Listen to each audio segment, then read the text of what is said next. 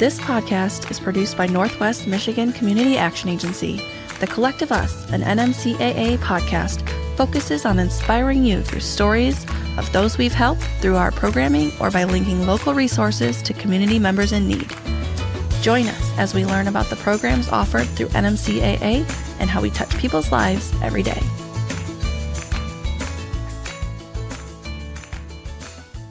Welcome to The Collective Us. I'm Erica Austin, here with my co-host Ryan Buck. Hey, Ryan. Hi, Erica. How are you? Pretty good. A little squeaky today, but bear with me as we get through It's still you, and I think everybody will know and feel that. Spring is in full bloom, which feels that way. I looked outside and there's a little more green. I don't know, just incidentally, it does look a little greener. Lots of trees flowering. Things growing, things changing. Absolutely, including a lot of fun things going on at NMCAA. Just as a reminder, we are wrapping up Community Action Month, and to continue to support our neighbors in need, we depend on community members like you. If you'd like to donate, you can head over to nmcaa.net/donate, and we'll make sure we put that link in the show notes. Nice and convenient. Just click and contribute. Today, we will continue our Rebuild Your Life series. And today, we are talking about parents turning into teachers. Yeah. It sounds very dramatic. Yeah. A transformation. We've talked about this many times on this show, and often we have parents who volunteer in the classroom, which leads to parents gaining interest in that field. Eventually, they wind up maybe being a substitute and then having a classroom of their own. Yeah. The thought behind the series of Rebuilding Your Life gives you an opportunity to dream big and go after things that you've always wanted to do and start doing things that make you happy. NMCAA has a lot of opportunities to help you start with that now. And we're eschewing a certain trend because we're introducing our guests. I think the last episode, it took us a minute. Yeah. So here we are, no more suspense. Let's introduce our guests. We are going to first introduce you to Judy Abernathy, lead teacher at NMCAA. Hello, Judy. Hello. We also have in the room Missy Carson Smith with Northwest Ed, Family Liaison for Strong Beginnings Preschool Program and Great Start Collaborative. Thank you both for being here. You're so welcome. Happy to be here. This is exciting. Missy, we often hear of this occurrence of parents turning into teachers in NMCAA classrooms, but this isn't a rare thing taking place just in NMCAA preschool classrooms, right? Can you tell us a little bit more about this natural progression from parent to teacher? Well, I think we realize across our early childhood sector the value of parents and how parents are so capable. They are in the thick of this really important work, and what they bring to the interaction in a school community, a classroom community, is really valuable. So we are just out to really help parents understand the value of their voice and how they can actually be part of something that's even bigger than what they're doing with their own families at home. And it seems like good training for the classroom. Yeah. In a way. Oh, yeah, absolutely. Yeah. Judy, you're a great example of this very scenario. Can you tell us a little bit about your story starting at the beginning, how you became a teacher for NMCAA? Yeah, well, many years ago, I had signed up my son for a Head Start classroom program, and I was planning on volunteering every week in Head Start. And I volunteered for many, many months, and then they had asked me if I wanted to be a sub in the classroom, and I was so flattered. It's like, yeah, I never even thought of such a thing. So then it started as a sub, and then an assistant teacher job opened up, and they asked me if I was interested in being an assistant teacher. Said yes to that because I was so flattered. And then that led to me taking classes that they had paid for, and eventually ended up as a lead teacher. Such an amazing story. Okay. We have a prime example right here in the room. Yeah, and there's a lot in there. And I did hear paid for classes by. Yes. Which is exceptional, and flattered. I think it's fascinating that you were flattered by the idea and hadn't considered it yourself. Not at all. I would never even thought that. I was there just for my son, but I liked everything that I saw, and I learned so much just by watching other teachers do things in the classroom. And then that helped me even support my own kids in my family, watching them how they deal with behaviors or how their interaction is, or important language, like how to talk to your children. And I saw such good things. It's like, and then never even thinking to be a teacher. I was a stay-at-home mom. Mm-hmm. And just did what I could. And my family, we have 3 other kids and a husband. And my goal was just to be a stay-at-home mom, not even thinking of a career. When the idea of going to school for this happened, What was your thought process? Because it obviously sounds like, and we hear this a lot on the show, and it's come from you, Erica, as well. Yeah. Started with my child, but it feels like it becomes a little more real when we're talking about class. So what was your thought process there? Well, I didn't even know what to think because it's like I had never thought of going into any career like this, but they were willing to take a chance on me and pay for it. And it's like, what do I have to lose? It's like it would just better myself. I would learn a lot more about early childhood than I would ever known about. And I thought, well, if they're willing to take a chance, I think I can do it. Yeah. And I love that when you were telling your story, you were talking about the learning in the classroom, right, from the other teachers. That's such a cool thing to think about, like the hands-on experience you're there in the classroom, like picking up those things and learning how to talk to children. Like I've said this a million times on this podcast before too. Like I wish everybody knew how to talk to children and that how they develop and those types of things, what phases they're going through at what ages. And it's so important. And as parents, you don't know that. You have to learn to be a parent as you're raising your kids. Yeah. So it's such a cool thing that as a teacher. And I was a really young mom, and I do have 2 children that have very severe needs, health needs. And so to have that as a young mom and just, raising 3 kids and 2 that needed several surgeries, it was very scary. And just to have like the support of Head Start, because they also had back then a family service workers, and they would come to your house and visit with you and give you ideas. And the same with the teachers. They would come to your house and give you ideas and goals for you to accomplish with your children. And that's something we still do today, correct? We sure do. Yeah. GSRP also does that. Yeah. I've mentioned many times, if you're part of the collective and you listen regularly, that my son is in GSRP. So I've had if you want to make a t-shirt, go ahead. I've had the home visits. So it's cool that I get to kind of experience both the employee aspect, but also get to see it as a parent. So that's really cool. Judy, you've been with NMCAA for over 32 years, so kudos to that. I'm sure you've gathered a lot of great stories along the way. Do you have any fond memories of any specific children or families that you've served over the years that you'd like to share? Oh my goodness. There's so many memories. And it's like, I still think about some of the kids I had when I first started and like what happened to them. And I think the coolest stories is though when kids come back to see you, and even in the middle schooler kids, it's like, I wish I was still back in your classroom. And it's like, I love that kids remember you after all of these years. Because you figure now I've had kids complete college. They have great jobs all these years. I just appreciate that they come back and see me after all these years and tell me about themselves. Or That's I so still cool. want to be in your classroom. They'll be peeking in the windows at me. And it's like, oh my gosh, I love all those. And the families. I mean, I take the families so important. And even now to this day at orientations, I look for people that could be a really good fit for our program. And right now, I have 3 past parents that I have in my classroom as an aide and 2 assistants. So your staff is also past families. That's amazing. Yeah. That's incredible. Because we're talking about, have you seen any parents come through your door who you once had as a student? Oh, yeah. Yeah, I work with them every day. So your staff is actually prior parents. Yes. But have you had any prior students? I've had their kids in my program. Okay. 2 of them. I've had those kids in my program. Have you had any prior students come back as parents?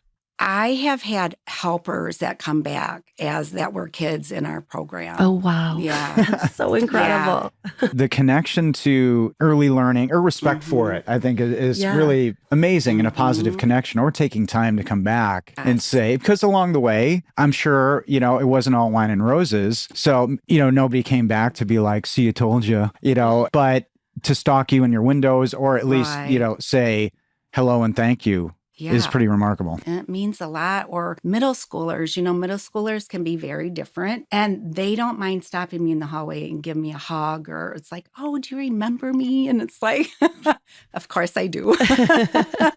So those things are very meaningful. And I think it just stems from our classroom. I try to treat everybody with respect. You treat with respect, you get respect back. And show how much you care about them. Yeah. That's why we do the things we do. Yeah. Oh, I love a good teacher story.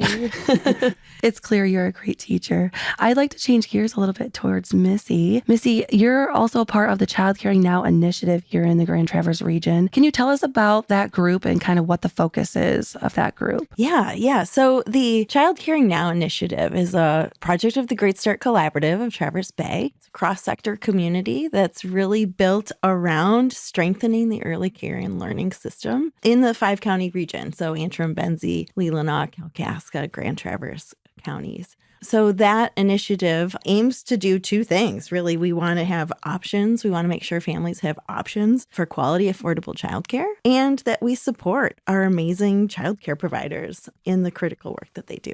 That's amazing. And I know that there's these little subgroups because some of our NMCAA employees are part of this Child Caring Now initiative. I know Carrie Bachman is our executive director, as well as Shannon Phelps, our child and family development director. I'm sure there's probably a few others. I know that they're part of these subgroups as well. What are some of those subgroups or committees, and what kind of things are they focusing on? Yeah, so we have several different subgroups. We have a group for expanding credentialing and career pathway opportunities. We have a system-wide educator pool, a substitute educator pool, right? We recruit parents and others to support the system, and also expanding new provider recruitment, specifically whether they're parents or not. And also there's a mentorship group as well as one to help generate funding for providers. So, and also, those employers, supporting other employers and others to expand capacity across the initiative, and across the region. That's big because it feels like these are topics that are heavily discussed and fretted over, and sleepless nights are encouraged over this. And the words options and support, it's key. In NMCAA, I think, galvanizes a lot of other people and organizations to come through. So Missy, you have to bring in a lot of resources. Are there parents involved in the group at all? Are the parents who are staying at home with the kids typically the ones who get involved, or are there outside recruiting you can do? Yeah. So with regard to parents, we're just starting to start rolling out some of those opportunities now to parents. And one of them was getting some information about, would you consider being a substitute in a substitute pool? And we will have cohorts of people who are being trained as substitutes. And I had my first parent just a couple of months back say, I want to do that. I'm feeling we've kind of identified some points at which parents feel ready to enter the system in this capacity. And it's really nice to see that, that's a great place. When you have usually at the time of birth, when a parent is weighing going back to a particular career or trying something new, there's kind of an off to kindergarten kind of window that people think about. And then there's this kids being done with high school window that parents seem to say, hey, this could be a fit for me. Interesting. Yeah. So there's seasonality. There is seasonality. There's optimal options and timeframes. But I'm fascinated by the fact that and sitting next to Judy as a great example, you're talking to adults who are in an interesting situation. How do you approach talking to somebody who may be reticent, who may not think they have the ability, but they do? How do you prepare to talk to an adult like that?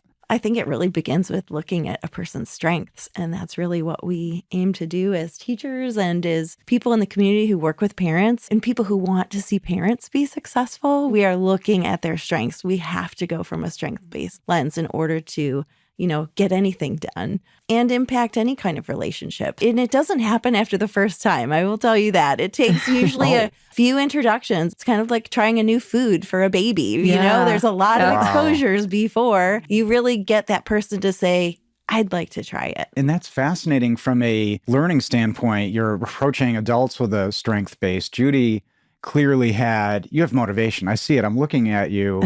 You would succeed. You have your family. You talked about medical needs. You're super driven. But Missy, you may be talking to people who maybe don't have all that inspiration, but it's strength-based. Yeah. And it takes time with adults too. It does. And I was one of those parents myself. I was a classroom teacher in a different capacity, but someone approached me, noticing how people approach you and then realizing, oh my gosh, that really worked. They really got me to do that. But it's not really manipulative in a sense because it's about relationship building. Right. And it really comes from a place of deep authenticity when you can see someone and share with them what they're doing right by their own kids and empower them enough to think, you could do that with someone else's kids too, and Yeah. go really get the ripples really rolling into And waves. not to get bawdry, but, is it like one of those things, and Judy, you can say so or not, where you get that first substitute experience in and you're like, all right, I'm hooked? Or does it take time?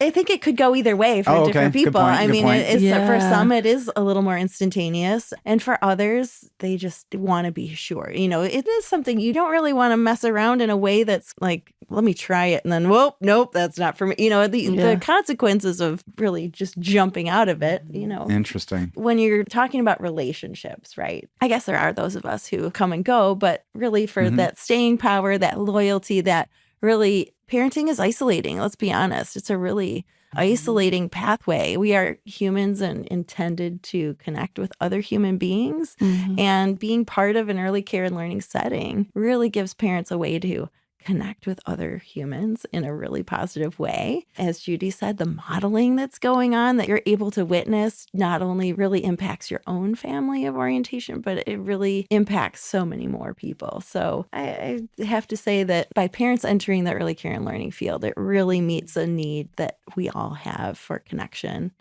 and to help us with our own parenting. Wow. I'm just taking it all in. I'm not sure. Again, this is anybody can listen to this show, right? Oh, yeah. Okay. Yeah. That was free for you to hear. Parenting is isolating. And even though there may be parenting groups and there may be similar things and you may have coffee with people who are similar, they don't have your situation exactly. And so that's an interesting takeaway because, again, there could be other people you connect with. So to connect in this way and to be able to give forward is awesome. Yeah. Absolutely. Missy, if someone were interested in learning more about the Child Caring Now initiative, where could they find out more? Yeah, you can go to childcaringnow.org, and there's just kind of a one page or kind of a simple landing spot right now, but we do have some contact information if you're interested in being involved in helping recruit parents or just being part of what is the messaging we want to share with parents and how do we want to roll it out there, or any other dimension of the Child Caring Now initiative. There are many. So we have many people with many strengths and interests. So I'm sure there's a place for just about anybody. Yeah, I think we've had a couple of the Child Caring Now folks on before. You guys do is it monthly meetings, or can you tell us a little bit? Good point. Yeah, typically quarterly meetings. Quarterly, there have okay. been that may be shifting to a fewer number of meetings over the course of the year. Those larger scale, our work groups and subcommittees, those 7 or 8 different groups that we have, meets at different frequencies. Sure. But the main larger group of Child Caring Now is approximately 3 to 4 times a year. Okay. I'm curious if you have a guess. I don't even know. How many people are currently kind of involved with the entire thing? Yeah, I think our entire Great Start Collaborative is frequently updated around the work of Child Caring Now. I mean, we have over 100 people on our distribution list who receive updates, and they may or may not be an active part of a work group, but they are definitely wanting to hear more, wanting to be updated on the progress. Yeah, that's awesome. Yeah. Well, while Judy is busy in the classroom helping build our community through the development of little individual humans, many of us continue to go to jobs we don't love or face other difficulties that may put our life choices into a bit of perspective. A great example of failure turned to success is a little-known individual named Walt Disney. His first company, an animation and film studio, failed. But he started his next venture, Disney Brothers Studio, in 1923, which created the famous Mickey Mouse character we know and love today. So try again. He went into the same venture that failed the first time. I find that interesting. But yeah, there's lots of stories of these, and as this series continues, I'm excited to share a couple more of those. You always get the goods. You always get the goods.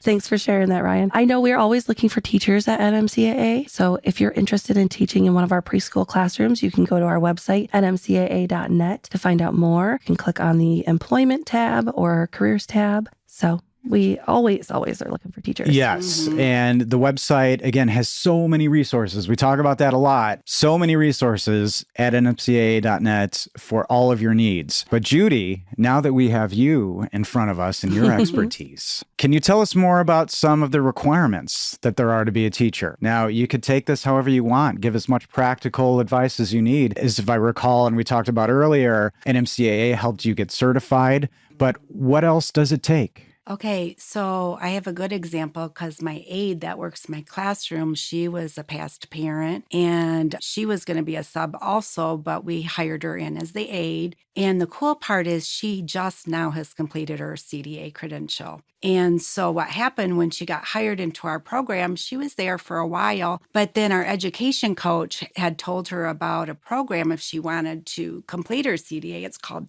Teach. And so all she had to do was fill out some paperwork about it, turn it in, and they paid for her education to go through the Teach program. So the cool part of that story now is that she's moving on now and has applied to get her associate's degree. And yeah, so it's pretty cool. And then I had 3 teens from the high school job shadow in my classroom. And that's a perfect way, I believe, if you want to start looking at any form of teaching or working with kids, is to volunteer in a program and then see where it takes you. Right.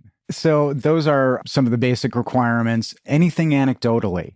Like, what's the one thing you need that's not on paper, that's maybe from your brain, that you really need to see in the classroom, aside from all that certification? I truly believe that, for example, even at orientations, we have volunteer packets. And if you're interested in really seeking a classroom environment, I think it's really good to come in and just observe. And look, I open my classroom up as to a learning classroom. Anytime I would have any teachers come in and volunteer, or not a teacher, just to see if this is something they want to pursue. And I can really just tell by how the interactions is with the person that's in the classroom. Because I've been around a long time, I can definitely see that person is a good fit just by how they interact with children, how they talk to children, how they get down on the same level as kids. Yeah. You know, all those things are truly important. And is that to say that those are some things that may be consistent over the years, millennia? Those are some core things that, you know, you can see through experiences that I see it. you have. I see it. That's interesting. I see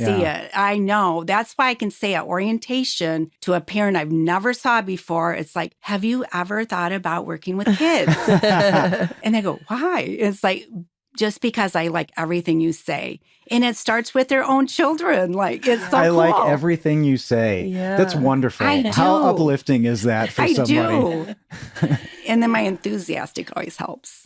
You Okay, know, about so it. there is something for energy, for enthusiasm, right? Oh, for as sure. legitimate as it can be. For Because you can sure. fake it. But like, there is something for you about legit enthusiasm that can be, There has I don't want to say infectious, but it has to catching. be there. You're working with children. Yeah. Right. It has to be there. You have to be energetic, enthusiastic. I mean, because I just feel things and I see things. And I think it's been just from being around for so long, I can definitely just see that's a good fit. Yeah. That's And I've not been wrong. I have 3 Yeah. parents in my classroom. So That's it's kind great. of cool. Yeah, I love that. And you're Yeah. right about them like getting down on the same level. Oh, Like you for can tell sure. which parents are like, well, not just parents, anybody, Mhm. you know, which ones are going to be really great with kids when they're like getting down and playing on the floor and doing all those fun I have things. 3 teenagers that job shadow in my classroom. I would not hesitate to not hire one of those tomorrow. Oh my gosh, that's amazing. wow. That's Oh. sensational. Because they're really good with kids. That's Yeah. great. It would They probably pick be up good on for them kids' to know leads from and a everything. confident standpoint, like, hey, Mhm. you're hireable. Yeah. Just saying that, Right? I think in the parlance of these times, and I think as much pressure as teenagers have, just to say, hey, I would hire you, you're hireable, and I throw don't this on your hesitate. resume. Yeah. Yeah. Please. And if I was that teenager, I'd be like, can you put that in writing, please? And I did because I just wrote. look at you. I just wrote 3 letters. of Letters of Oh my recommendation. gosh. See, That's so again, great. great advice. Grabbing all these kiddos before they even get to be parents. And Missy said it, like you need to recruit, and building from within is a good thing. It's good Yeah. for lifting everybody up, and you need it. You need Yeah. all those arms. Yeah.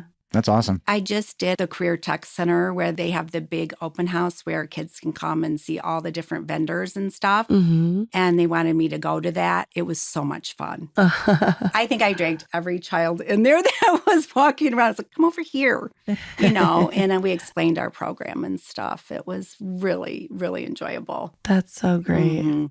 I love that. And so also I'd want to make sure that our listeners don't forget that preschool interest forms for NMCAA are being accepted now for the fall. We've already started accepting some children early this year, which is great. Judy, do you know, I know your job isn't to do the process of accepting or anything, but can you talk a little bit about like the process? Do you have anything to add to that? So right now we are recruiting kids for that, and we have flyers, we have postcards, we give them out, we can put them out in the community. And right now we have a lot of just siblings that can be in our program or early Head Start. I look for anybody with a family that has even younger kids to make sure we recommend the early childhood program. Yeah. For the young kids, the infant program. Yeah, absolutely. Those are all important. And just by word of mouth, too. Mm-hmm. Like if you know anybody, or we get lots of phone calls, too. Yeah. And it's really simple. I think I've mentioned this before on this podcast, where you just go on to nmcaa.net. There's an interest form. You can find it under the child development tab. And you just kind of fill out that quick information. And then within, I think it's like 7 to 10 days, somebody will get back with you and set up an application time to go through with you. So, and it'll be personalized and customized. Yes, it always Everybody's is. tired of hearing me say it, but it's still just amazing. Yeah. You can call and a person will pick up. Again, people have given out their personal cell phones on this show. I don't know if anybody took some of those down. I did.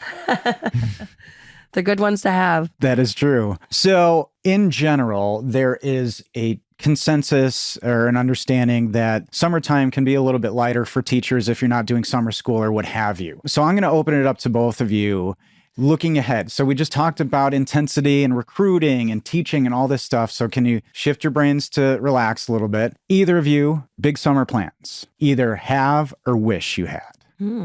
Like you're throwing this wide open. Wide open. Yeah. Inspire. If you're doing it, brag. Make it up. Nobody's going to check. But again, if you're Judy, if you're not teaching summer school, so big plans that you have or wish. I'm really fortunate because my husband and I, we don't travel, but we have a house that have a lake on both sides. And we just throw our dock in our pontoon boat. Oh, and my favorite part of summer is feeding fish at our dock. That sounds magical. You know what? It is. So Yes. nice. Envy everybody who doesn't live here. Envy.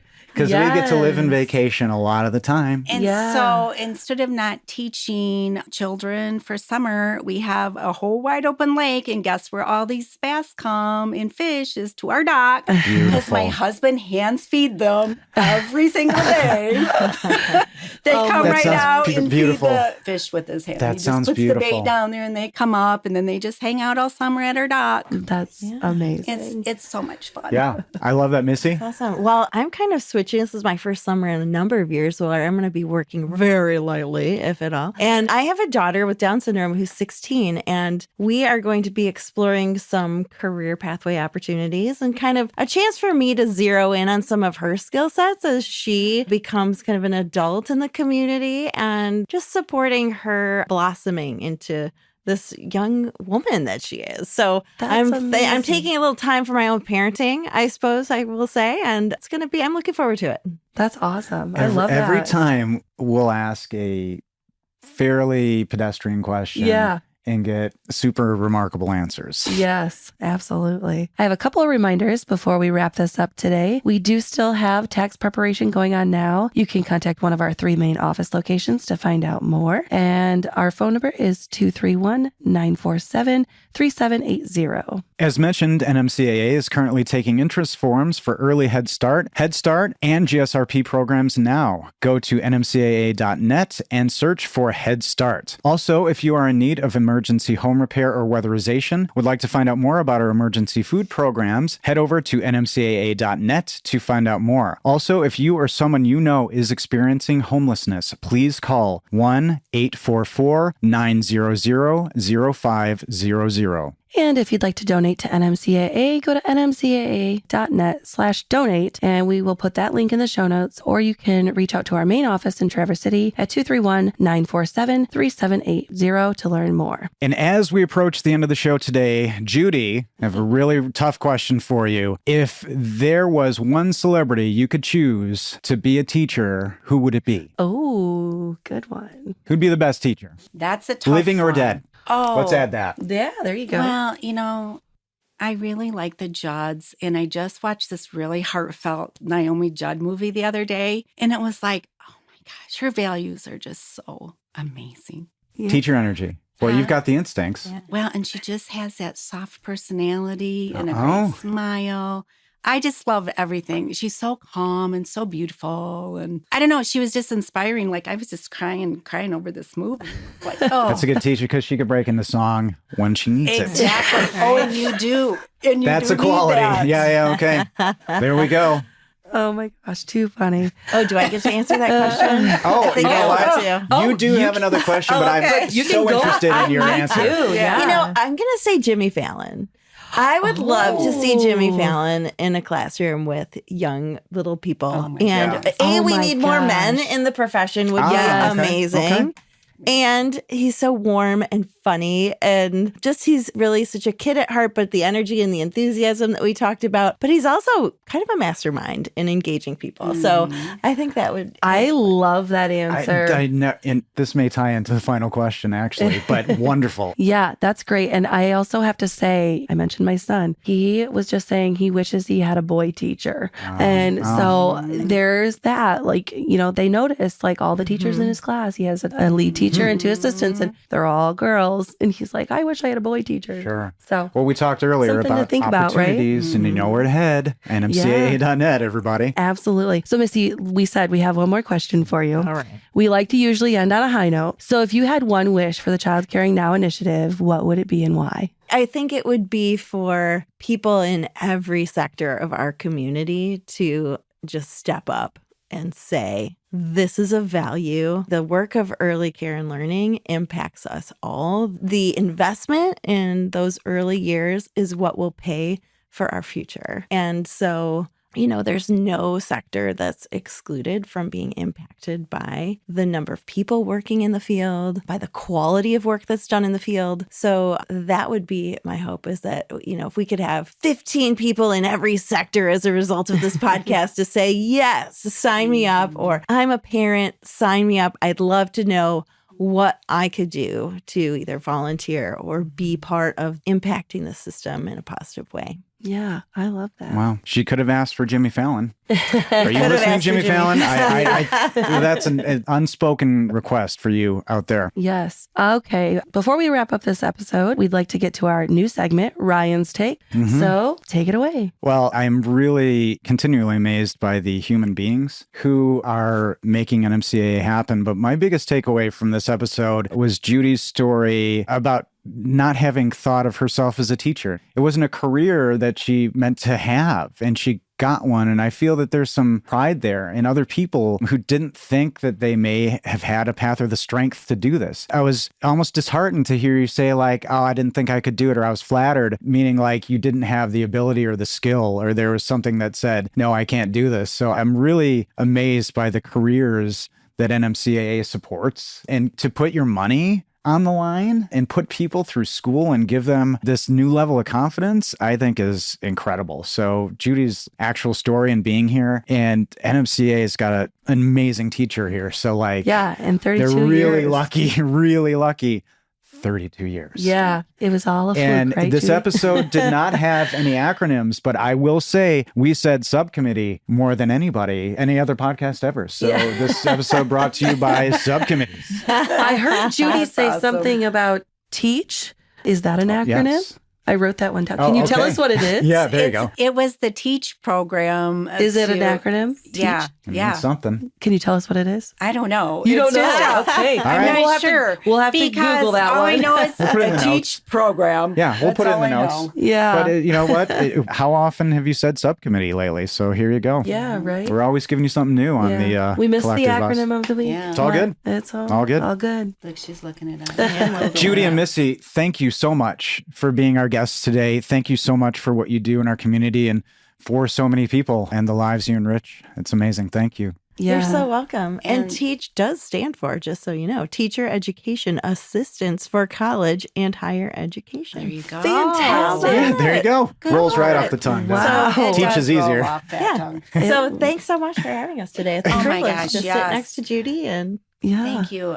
I couldn't even imagine being here today. Because I'm sure, like, even maybe 2 years ago, I couldn't even do anything like this or one of those video chats or anything. Like, no. Well, we appreciate you nervous. coming Yeah. and facing those nerves head on. Yeah, you crushed. Yes. Thank you so much. To the collective, if you've been considering making a change in your life, there's no better time to take action. You could change not only your life, but the life of someone in your community. If you enjoy listening to this podcast, you would like to become a sustaining donor with a recurring gift or contribute a one-time donation, please check out nmcaa.net/donate and type the Collective Us podcast in the special instructions. If you are a business and would like to sponsor the Collective Us, please send an email at collectiveus@nmcaa.net and put sponsor in the subject line. As always, don't forget we'd like to share your community stories regarding NMCAA. If you have a story you'd like to share about how NMCAA has impacted your life, please send us an email at collectiveuspodcast@nmcaa.net. If you enjoyed today's podcast, please share this episode or the show link on social media. Follow the podcast to know when a new episode drops and rate the show. Yes. Tell us how Give we're us all the doing. stars. It's okay. We will listen in a positive way. It truly helps us continue to get the word out on all the good NMCAA does in the community. And if you'd like to learn more about Northwest Michigan Community Action Agency or the programs we offer, or would like to make a donation, we encourage you to reach out at 231-947-3780 or visit our website, nmcaa.net. And to the collective today, we encourage you to continue to strive each day to do something to help yourself or your neighbors.